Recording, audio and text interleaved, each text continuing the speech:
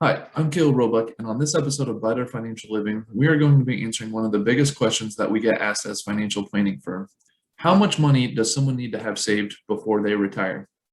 Now, a lot of times we sound like a broken record, but the answer to this question is very, very important, and it is that everyone's situation is different.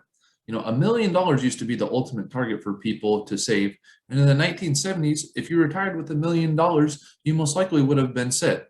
However, with rising costs and inflation, today's goals for retirement are much different. It's definitely not a one size fits all situation where you try to figure out how much one needs to comfortably live in retirement. But there are some things to consider when trying to find that magic number. The first thing to consider are your expenses. Before you actually retire, you should figure out how much money you plan to spend in a month or in a week or in a year. This includes all of your fixed cost, your utilities, your insurance, your mortgage, your car payments, groceries, entertainment, gasoline, house maintenance, and any other household expenses. You do want to factor in the other big stuff as well. Some people want to travel, buy an RV, or move to a place that they've always dreamed about. And those big ticket items have costs associated with them, and you need to have an idea of what those costs are going to be in retirement. Another significant cost you will have in retirement is healthcare. Several people mistakenly believe that once they get to Medicare age, which is 65, everything will be taken care of via Medicare. Well, in reality, a study done this year says that the average person turning 65 in 2021 will need $662,000 to cover healthcare costs for the rest of their lives. Long-term care is another factor to plan for.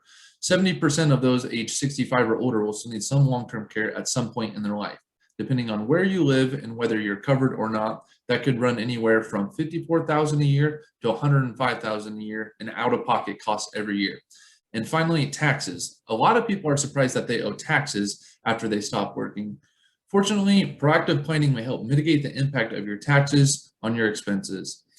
We know everyone wants an answer to the question, how much money do I need to save to retire? But unfortunately, it's not just you, and it's not just that simple. And before you make that leap in retirement, you should really take a hard look and make a plan with a trusted financial planner or advisor. Some people can retire with less than $1 million based upon their lifestyle and living expenses, while some people may need $10 million to retire. Everyone's situation is truly different, and I would emphasize that a good financial planner is one that will help you determine how much you need to retire and when you need that money. And working with a financial planner or advisor to create this financial plan can take a lot of the heavy lifting off of your shoulders.